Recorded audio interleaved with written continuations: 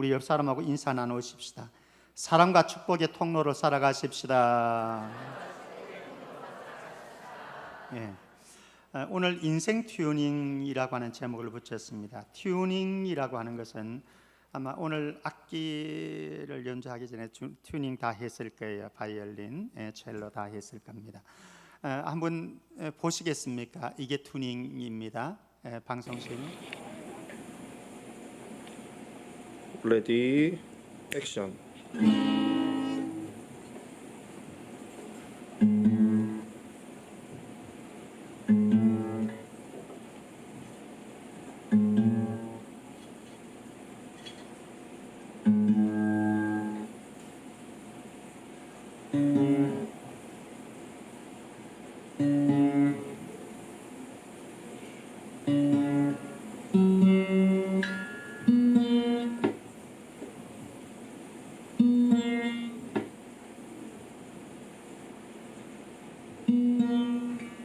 언제까지예요?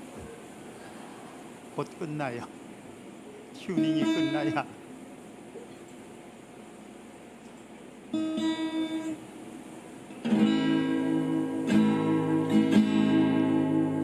튜닝입니다. 악기를 연주하기 전에 반드시 튜닝을 해야 돼요. 튜닝 안 하게 되어지면은 아주 좋은 고가의 값진 악기일지라도 소리가 이상한 소리가 납니다.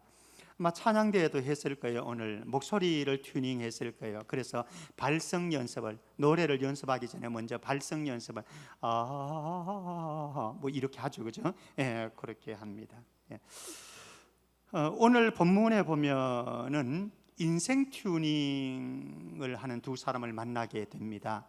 베드로라고 하는 이 사람, 어떻게 인생을 튜닝했는지 한번 보려고 하고요. 또 한 사람은 태어나면서부터 안전뱅이가 됐는데 40년 동안 성전 문 앞에서 거지로 살았던 이 사람의 인생이 어떻게 튜닝되어져서 새로운 인생을 살아가는지 한번 살펴보게 될 겁니다. 그 속에서 저와 여러분들도 인생 튜닝 잘해서 하나님 기뻐하는 인생, 하나님이 영광 받으시는 인생 살아갈 수 있기를 주의 이름으로 축복합니다. 자, 이제 베드로의 인생 튜닝 좀 보도록 하십시다. 첫 번째 베드로의 인생 튜닝은 그의 인생은 기도의 인생으로 튜닝되어졌다라고 하는 겁니다.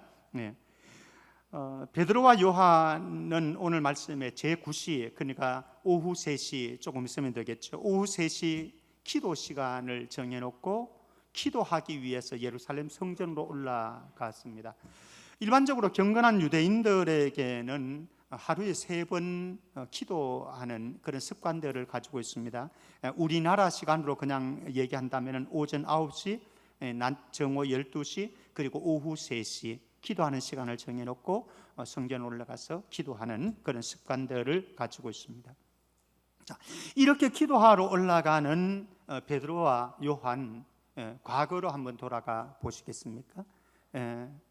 과거에 예수님께서 십자가에 못 박히시기 전에 겟세마네 동산에서 기도를 하셨습니다. 얼마나 괴로운 심정이셨는지, 얼마나 절박한 순간이었는지 예수님은 베드로, 야고보, 요한을 선발해 가지고 그들을 데리고 너희들이 나를 위해서 이곳에서 기도해 달라라고 요청하고는 예수님은 좀 떨어진 장소에 가서 사투의 기도를 했습니다.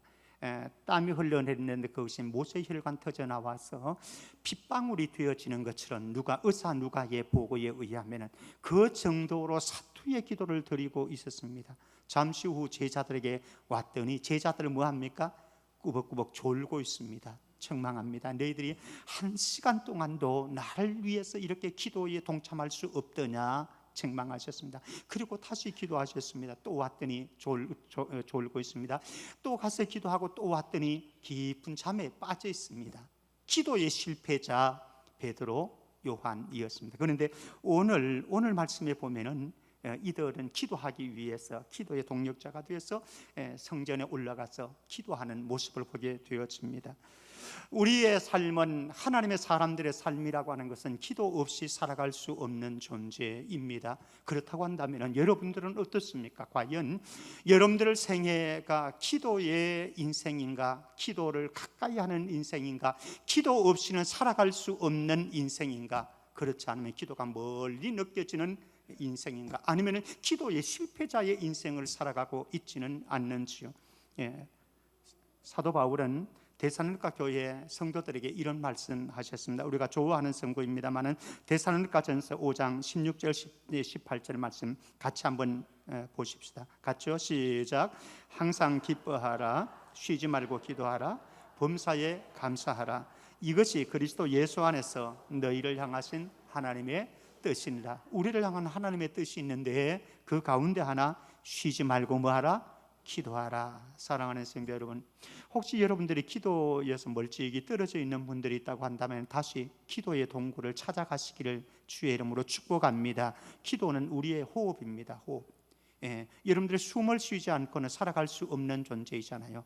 그러니 기도하지 않고는 살아갈 수 없는 존재, 무시로 매 순간이 우리의 기도의 삶이 되어져서 성령 안에서 기도하는 성도, 베드로의 인생이 기도의 인생으로 튜닝되어졌듯이 우리 모두도 그러하기를 바랍니다. 그런데 어떤 성도들을 보면요, 우리가 이렇게 봤을 때 저 성도는 지금 기도해야 될 때인데 그런 때가 있잖아요. 우리 야고보서 5장 13절 말씀, 야고보 사도는 그렇게 말씀하죠. 너희 중에 고난당하는 자가 있느냐? 그는 어떻게 해야 됩니까? 기도해야 될 때인 거죠.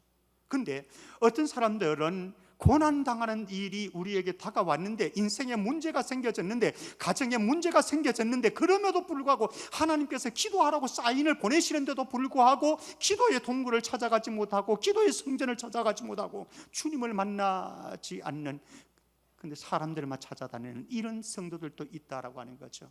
사랑하는 성도 여러분, 베드로가 기도의 인생으로 튜닝되어졌듯이 저와 여러분들도 기도의 인생을 통해서 하나님께로 가까이 나가고 또 하나님의 응답의 역사들, 그래서 살아계신 하나님을 고백하는 간증이 있기를 주의 이름으로 축복합니다. 두 번째는 기도의 인생으로 튜닝되어졌을 뿐만 아니라 동력하는 인생으로 튜닝이 되어집니다. 예전으로 돌아가 보십시다. 베드로와 요한 라이벌입니다. 라이벌, 경쟁자입니다. 그래서 시기하고 질투하지요. 사실은 베드로와 요한만 그렇겠습니까? 비단 12명의 제자들 다가 사실 그랬습니다. 그 증거가 어디 있느냐 하면은 예수님께서 십자가를 지시기 위해서 예루살렘으로 올라가실 때에 절박한 때가 아니겠습니까? 심각한 때입니다. 그런데 그때에 제자들끼리 왈가불가 다투게 되었습니다. 왜 다투었습니까? 누가 크냐? 네가 크냐? 내가 크냐? 네가 높으냐? 내가 높으냐? 예수님의 제자들 가운데 네가 뛰어났느냐 내가 뛰어났느냐, 이 싸움하고 있습니다. 예수님 봤을 때는 참 답답한 현실인 거죠. 예수님은 지금 십자가에 죽기 위해서 가고 있는데 이게 예수님의 제자들의 모습이었다라고 하는 거죠. 베드로와 요한의 모습이었다라고 하는 거죠. 그런데 오늘 본문은 어떻습니까? 베드로와 요한이 같이 기도의 동력자가 되어서, 기도의 파트너가 되어서, 기도의 콤비가 되어서 성전을 향해서 기도하러 올라가고 있습니다. 사랑하는 성도 여러분, 여러분들이 있는 그곳에서 좋은 동력자의 길을 걸어갈 수 있기를 주의 이름으로 축복합니다. 라이벌 관계가 아니라 어떤 사람들은요, 부부 간에도 라이벌, 그래서 부부 간에도 헤게모니 싸움을 하는 부부들이 있습니다. 주도권을 잡으려고 그런다나요? 부부간의 주도권이 무슨 소용이 있어요? 남자니까 그래도 주도권을 잡아야죠. 그냥 예수님처럼 종이 되어서 섬기면은 그게 최고의 주도권일 것입니다. 주님께서 원하시는 길 아니겠습니까? 주도권 안 잡아도 돼요. 여러분들이 가정에 있어든, 여러분들의 직장에 있어든, 교회 공동체 안에서든 여러분들 주변 사람들과 더불어서 아름다운 콤비가 되어서 주께서 원하시는 사명 부여잡고 함께 노래하면서 걸어갈 수 있는 사명자 될 수 있기를 주의 이름으로 축원합니다. 그런데 우리의 인생에 분명한 사실 하나 있습니다. 환상적인 좋은 동력자 바울과 바나바, 아마 성경에서는 최고의 동력자 가운데 한 사람 다윗과 요나단처럼 아마 환상적인 동력자라고 생각되어집니다. 그런데 이 환상적인 동력자인 바울과 바나바 사이에도 갈등이 나타납니다. 그래서 사도행전을 보면 심하게 다투고 서로 헤어졌더라 이렇게 말씀합니다. 왜 그렇지 않겠습니까? 부부간에도 삶을 살다 보면 다툴 경우가 있고, 부모와 자식 간에도 그렇게 좋은 관계, 아름다운 관계이지만 거기에도 갈등이 생길 수가 있고, 우리 교회 공동체 안에도 마찬가지 아니겠습니까? 함께 봉사를 하고 섬겼고 사랑했던 좋은 사람인데도 불구하고 우리가 살아가다 보면 관계에 금이 가게 되어지고 갈등이 일어날 수도 있습니다. 그러나 중요한 것은 그 갈등 관계를 잘 튜닝해서 갈등을 일으킬 요소들 다 제거하고 주님께서 기뻐하시는 아름다운 콤비, 환상적인 동력자로 주님 앞에 가는 그날까지 아름답게 쓰임받기를 주의 이름으로 축복합니다. 세 번째는 긍휼을 베푸는 인생으로 튜닝이 되어집니다. 예전으로 돌아가 보면요, 예수님의 제자들 한결같은 모습이었습니다. 어느 날 맹인을 보게 되었습니다. 시각장애인이죠. 시각장애인을 보게 되었습니다. 제자들이 예수님에게 질문을 합니다. 예수님, 저 사람 보십시오. 앞을 보지 못하는 맹인입니다. 저 사람이 저렇게 되어진 원인이 뭡니까? 자기의 죄 때문입니까? 아니면 부모들이 죄를 지어서 저렇게 되어졌습니까? 여러분들은 뭐라고 대답하시겠습니까? 이런 시각이었습니다. 이런 시각. 맹인을 바라보면서 제자들의 마음속에 먼저 일어나야 될 마음이 있습니다. 불쌍히 여기는 마음이죠. 긍휼히 여기는 마음이죠. 그런데 그 맹인을 가리켜서 보면서 평가를 합니다. 저 사람이 자기 죄 때문에 저렇게 되었을까? 아니면 부모의 죄 때문에 저렇게 되어졌을까? 긍휼히 여기는 마음이 그들 안에 없었습니다. 어느 날 예수님께서 말씀을 전하시는데 아이들이 몰려왔습니다. 아이들은 아이들이잖아요. 그러니까 뛰놀고 야단이겠죠. 그러니까 제자들이 아이들 뛰노는 소리에 예수님 설교하시는데 방해가 되어지고, 또 그들이 청중들이 예수님의 말씀 듣는데 방해가 되어집니다. 예수님 하는 사역에 방해가 되어집니다. 그러니까 뭐라고 그럽니까? 얘들아 가라. 애들을 쫓아보냅니다.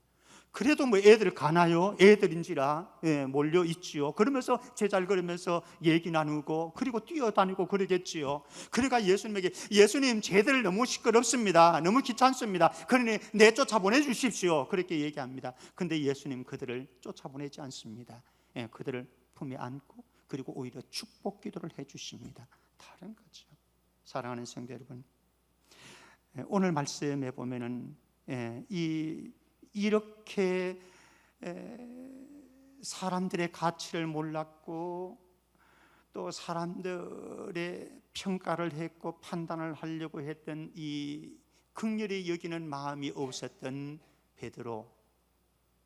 그런데 여기에 오늘 베드로의 모습은 전혀 다릅니다. 성전 미문에 앉은 안전뱅이를 봅니다. 그가 무엇을 얻을까? 베드로를, 요한을 쳐다보고 있겠지요. 그러니까 베드로가 얘기합니다. 우리를 보라. 사실 쳐다보고 있는데 우리를 주시하라고 하는 거예요. 예전에 베드로 같으면은 지금 기도하러 가는 시간, 소중한 시간, 중요한 시간, 긴박한 시간에 아마 관심 없었을 겁니다. 왜? 불쌍히 여기는 마음이, 긍휼히 여기는 마음이 부족했기 때문에. 그런데 이제는 예수님의 마음이 그 안에 동하기 시작했고 긍휼히 여기는 마음이 동했습니다.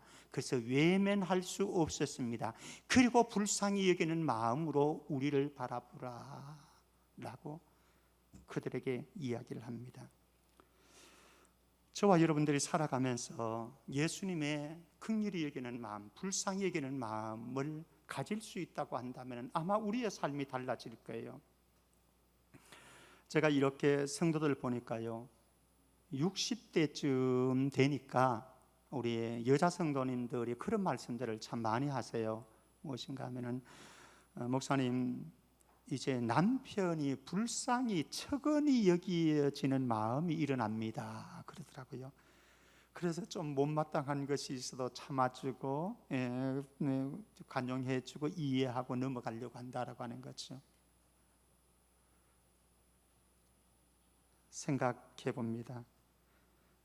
척은히 여기는 그 마음이, 불쌍히 여기는 마음이 30대에 있었더라고 한다면, 40대에 가졌더라고 한다면, 50대에 가졌다고 한다면 20년, 30년 동안 행복하게 살아갈 수 있었을 텐데 왜 이제 그 마음이 찾아왔을까? 우리 교회 공동체 안에도 마찬가지입니다. 우리 서로 지체들 안에도 우리 모두 예수님 마음이 우리에게 가득 부어져서 옆 사람을 바라볼 때에 측은지심이 일어나고 불쌍히 여기는, 무시하는 마음으로 이렇게 불쌍히 여기라는 말씀은 아닙니다. 그런 마음으로 바라보지 마시고 정말로 예수님의 마음, 불쌍히 여기는 마음, 동정하는 마음. 바울은 로마서 12장 15절에서 이렇게 말씀합니다. 즐거워하는 자들과 함께 즐거워하고 우는 자들과 함께 울어주라 말씀합니다. 사랑하는 성도 여러분, 여러분들 주변에서 혹시 남편이 울고 있다고 한다면, 아내가 울고 있다고 한다면, 자식들이 울고 있다고 한다면, 여러분들의 시부모님들이 울고 있다고 한다면, 우리 지체들 가운데 우는 사람들이 있다고 한다면 그것이 여러분들의 가슴에 다가와서 민망히 여기셨던 예수님 마음, 불쌍히 여기셨던 예수님의 마음이 가득 부어져서 우리의 주변의 사람들을 불쌍히 여기셔서 그들과 함께 동력자의 길, 긍휼을 베풀어 가면서 하나님의 사랑을 나눌 수 있는 모든 믿음의 권속들 되기를 주의 이름으로 축복합니다. 긍휼을 베푸는 인생. 네 번째는 예수님께 사로잡힌 인생으로 튜닝이 되어집니다. 예수님께 사로잡힌 인생. 그러면은 예전에는 베드로가 그러하지 않았습니까? 그러하지 않은 부분들이 많이 있습니다. 단적인 예 하나 보십시다. 예수님께서 이제 로마 군병들에게 잡혔고, 그리고 대제사장 집에서 재판을 받는 신문을 받고 있는 중입니다. 굉장히 고통스러운 밤을 지내고 있습니다. 그때에 베드로는 저 멀찍이서 불을 쬐고 있었습니다. 여종이 다가왔습니다. 너도 한패거리지? 나는 모른다. 나는 모른다니까. 나는 그 사람과 절대로 모르고 있어. 그러면서 딱 잡아댔습니다. 그것도 3번씩이나 예수님을 부인했습니다. 그리고 예수님은 사형 은도를 받고 골고다로 올라가셨습니다. 십자가에 죽기 위해서. 그때에 베드로는 도망가 버렸습니다. 베드로만 비단 그랬습니까? 제자들 다 그랬지요. 그러면서 자기네들 기대가 깨어졌기 때문에 절망감을 가지고 자기네 고향집으로 다 내려갔습니다. 예수님의 제자였지만은 예수님께 사로잡히지 않은 인생을 살았던 베드로. 그런데 지금은 다릅니다. 이 베드로는 이제는 금과 은이 문제가 아니었습니다. 그의 자존심은 예수 그리스도의 이름에 자존심을 걸었습니다. 금과 은은 내게 없거니와 내게 있는 것 나사렛 예수 그리스도의 이름으로 명하노니 일어나 걸어라. 인생의 진정한 필요가 무엇이라고 생각하십니까? 여러분들의 인생의 진정한 필요는 무엇입니까? 금과 은을 향해서 지금까지 달려왔던 인생은 혹시 아닌지요? 그리고 지금도 어쩌면 금과 은이 내 인생의 가장 소중한 것이라고 그렇게 그것 잡으려고 몸부림치면서 달려가고 있는 인생은 혹시나 아는지요? 사랑하는 성도 여러분, 저와 여러분들의 인생의 진정한 필요는 돈이 아닙니다. 돈은 있다가도 한순간에 사라질 수 있는 겁니다.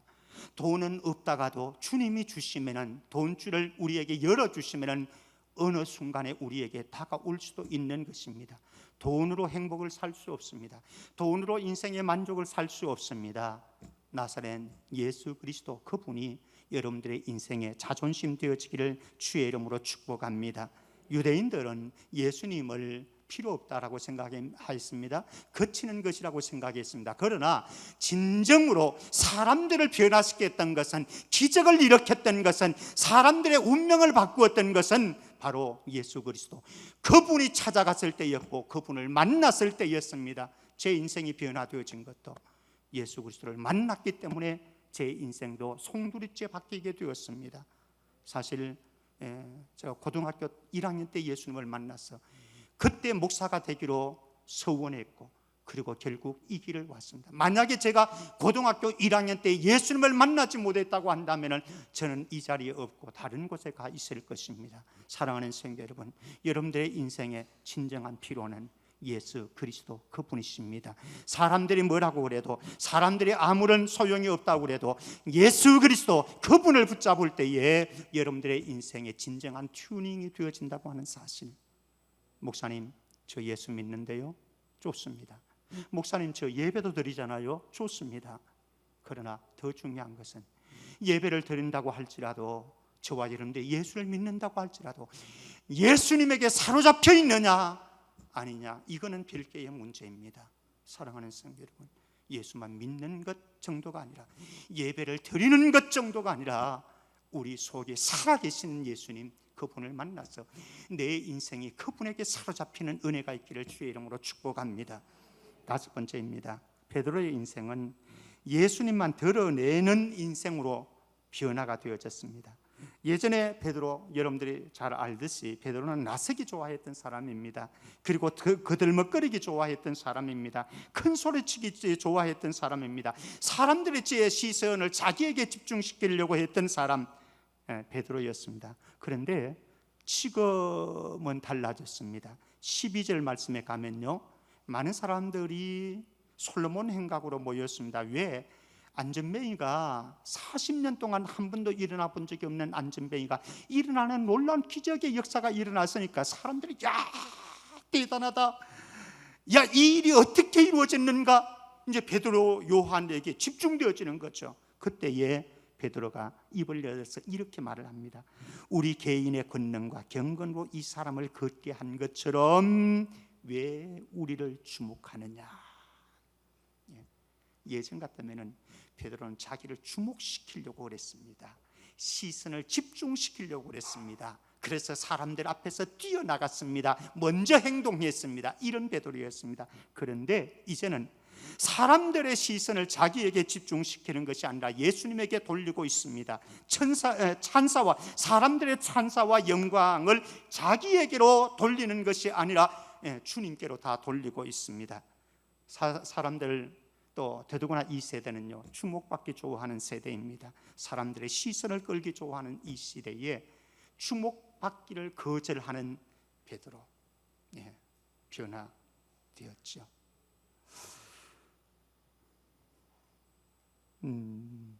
베드로의 인생을 튜닝한 원동력은 그러면 무엇일까요?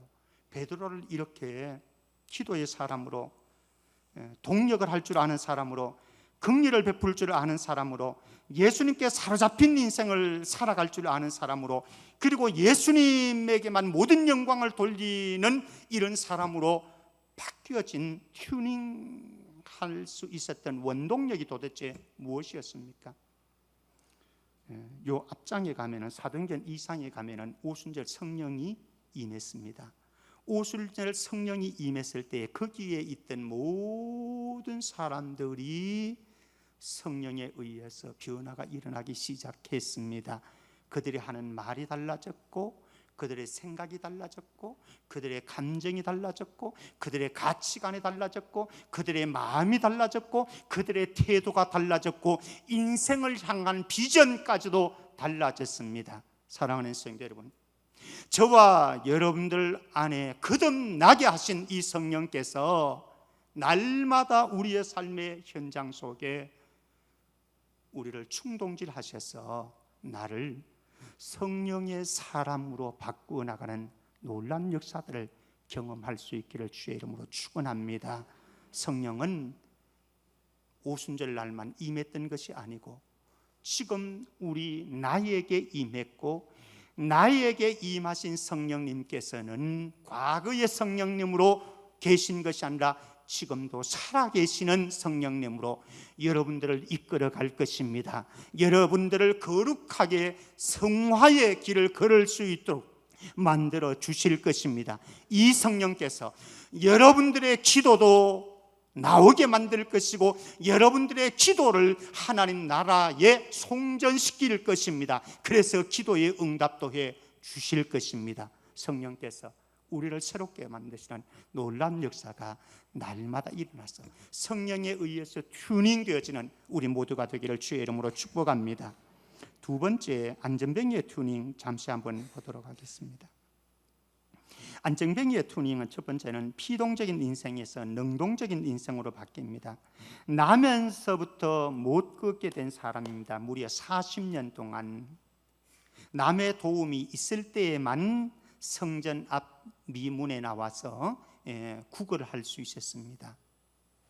도움이 없으면 이곳에 나올 수도 없는 사람, 피동적이고 수동적이고 의존적인 인생.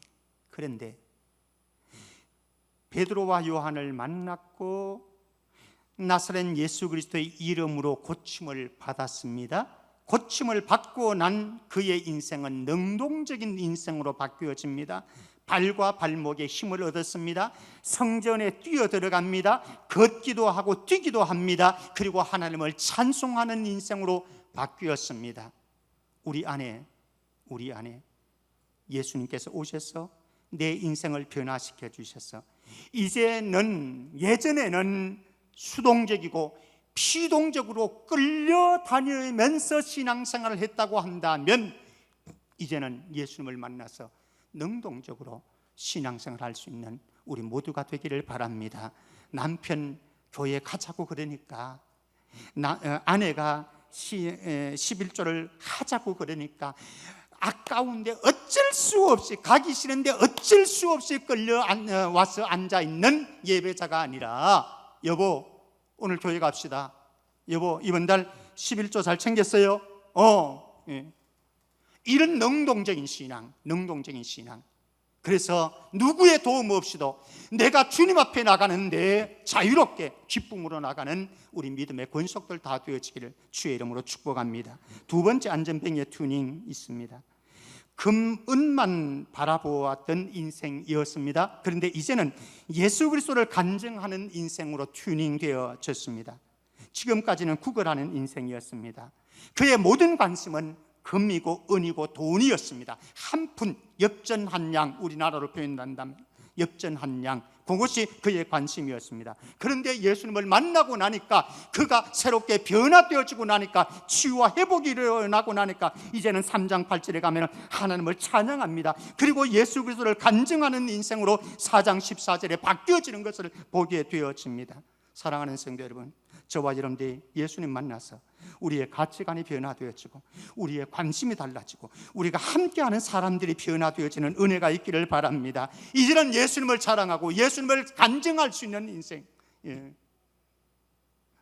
금, 은이 문제 중요한 것이 아니라 내가 예수 그리스도를 만나서 예수 그리스도와 함께 살아가는 한순간 한순간이 복된 날이고 행복한 날이 되어지기를 주의 이름으로 축복합니다. 세 번째 안전뱅이의 튜닝은 성전 밖 인생에서 성전 안 인생으로 변화가 일어납니다. 조금 전만 해도요, 성전 미문, 아름다운 문이라고 해서 미문, 아름다운 미자에서 아름다운 문 앞에 있었습니다. 성전 바로 앞에 있었지만 성전을 누리지 못한 인생이었습니다. 그런데 이제 고침받고 어떻게 했습니까? 성전으로 뛰어 들어갔습니다. 그리고 걷기도 하고 뛰고 너무나 행복하니까, 너무나 행복하고 즐겁고, 그러니까 하나님을 찬양했습니다. 사랑하는 성도 여러분, 저와 여러분들이 혹시 성전 밖에 있는 신앙생활을 하고 있지는 않습니까? 성전 안으로 들어오십시오. 성전 안으로 들어오십시오. 성전 안으로 들어왔지만은 성전 안에 임재하신 주님을 만나지 못하고 하나님을 만나지 못하고 계신 분이 계십니까? 예배 자리까지는 왔지만 예배 속의 주인이신 주님을, 하나님을 바라보지 못하고 그분의 음성 듣지 못하고 그분의 만지심을 받지 못하고 계신 분이 있다고 한다면 이곳에서 주님과 맞닥뜨려지고 성령님과 맞닥뜨려지고, 그래서 내 인생이 이제는 성전 밖의 인생이 아니라 성전 안에서 하나님을 만나고 주님을 만나는 놀라운 역사 있기를 주의 이름으로 축원합니다. 말씀 맺어가겠습니다. 우리는 베드로의 인생 튜닝을 보았습니다. 참 좋습니다. 귀합니다. 그리고 나면서 안전병이 된 사람의 인생 튜닝도 보았습니다. 귀합니다. 얼마나 복된지 모릅니다. 중요한 것은 나의 인생 튜닝입니다. 나의 인생 튜닝. 목사입니다마는 끊임없이 제 자신을 튜닝하지 않으면은 저도 목사다운 목사가 될 수 없는 존재. 여러분들도 마찬가지 아니겠습니까? 우리 모두 다가 구원받았지만은 하나님의 자녀되었고 하나님의 백성 되었지만은 그러나 끊임없이 튜닝하지 않으면은 우리의 인생이 성도다운 성도 될 수 없는 인생. 주님은 우리를 튜닝하기 위해서 세 가지 작업하십니다. 첫 번째는 찾아오십니다. 예수님 실패한 베드로 튜닝하기 위해서 갈릴리 바다까지 찾아가셨습니다. 여러분들의 인생에 찾아오시는, 여러분들의 가정에 찾아오시는, 여러분들의 부부의 삶에 찾아오시는, 우리 공동체 찾아오시서 그래서 우리를 튜닝하기를 원하시는 주님을 만나서 인생 튜닝하시기를 주의 이름으로 축복합니다. 두 번째, 이 주님은 우리를 튜닝하기 위해서 보내십니다. 누구를 보냈냐? 히스기야가 병들어 죽게 되었습니다. 그때 하나님의 종 선지자 이사야를 보냅니다. 그리고 히스기야의 인생을 튜닝했습니다. 그리고 그의 생명을 연장시켜 주셨습니다. 하나님께서 우리에게 주의 종을 통해서 그리고 어떤 사람들을 통해서 나에게 찾아오실 때에, 사람들을 보내실 때에 우리가 그들의 존재를 알고 그들 안에서 주님의 손길을 경험할 수 있기를 주의 이름으로 축복합니다. 세 번째, 바울이 교만하지 않도록 안전장치를 육체의 가시를 통해서 주님은 주셨습니다. 그렇듯이 세 번째, 우리의 실패와 우리의 고난을 통해서 하나님께서는 저와 여러분들을 튜닝하기를 원하십니다. 실패의 현장이 있을 때에, 고난의 현장이 있을 때에, 아픔의 현장이 있을 때에 불평하고 원망하지 마시고 하나님의 음성 들으시고 하나님의 만지심 경험하시고 그것이 내 인생을 튜닝할 수 있는 기회라고 하는 이 믿음을 가지고 그 속에서 주님을 경험할 수 있기를 주의 이름으로 축원합니다. 두 개의 모델을 한번 생각을 해보십시다. 가룟 유다 있습니다. 주님은 가룟 유다를 튜닝하시기 위해서 기회를 계속해서 주셨습니다. 만찬석상에서도 나하고 손 함께 들어가는 자가 나를 팔자라 예수님께서 주셨습니다. 그리고 예수님께서 제자들의 발을 씻기실 때에 가룟 유다 마음이 어땠을까요? 이미 가룟 유다는 팔려고 하는 생각 다 마음에 간직하고 있거든요. 근데 예수님 지금 발 씻어 주십니다. 그때의 가룟 유다의 마음이 어땠을까? 근데 그때 주님은 가룟 유다를 지금 튜닝하시기를 원하시는데 가룟 유다는 기회를 박차버렸습니다. 그리고 예수님의 제자 공동체에 의해서 차버리고 밤중에 그냥 나가버렸습니다. 어디를 갔습니까? 팔 사람들에게 가가지고 협작을 해서 예수님 데리고 오는 거죠. 영원한 실패자가 되었습니다. 그런데 베드로도 가룟 유다 못지않게 나쁜 짓 많이 했지 않습니까? 베드로 예수님을 3번씩이나 부인. 이미 예수님께서 경고를 다 주셨어요. 그런데도 불구하고 영적인 지각력이 부족해서 3번씩이나 부인했습니다. 그런데 그 베드로를 예수님께서 갈릴리 바다에 찾아가셨습니다. 그리고 베드로와 말을 거셨습니다. 그리고 대화 나누셨습니다. 베드로는 알아차렸습니다. 그리고 예수님의 발 앞에 무릎 꿇었습니다. 인생 튜닝이 이루어졌습니다. 새로운 인생 제2의 사명의 길이 그에게 이루어졌던 것을 보게 되어집니다. 사랑하는 성도 여러분, 저와 여러분들의 인생에도 주님께서는 끊임없이 내 인생을 튜닝하시기 위해서 찾아오십니다. 사사시대에는 자기의 소견에 오른 대로 살았습니다. 내가 복음대로 살아가니까요 튜닝이 안 되어집니다. 암흑의 시대였습니다. 사랑하는 성도 여러분, 하나님의 말씀 앞으로 다가가서 말씀이 우리를 해석할 수 있도록 만들어서 말씀 앞에서 내 인생이 튜닝 되어져서 우리의 인생이 주님 보시기에 아름다운 인생으로 나그네 길 걸어갈 수 있기를 주의 이름으로 축복합니다. 하나님 아버지 은혜 감사합니다. 우리 믿음의 권속들 삶의 현장에서 우리에게 다가오시고 보내시고 그리고 우리에게 때로는 실패와 고난을 주시는 그 주님의 손길 속에서 내 인생이 끊임없이 튜닝되어서 주님께서 원하시는 거룩한 삶의 길, 성결의 길, 하나님께서 기뻐하시는 길 걸어가기에 부족함이 없도록 우리 모두를 축복해 주옵소서. 거룩하신 예수 그리스도 이름으로 기도합나이다. 아멘.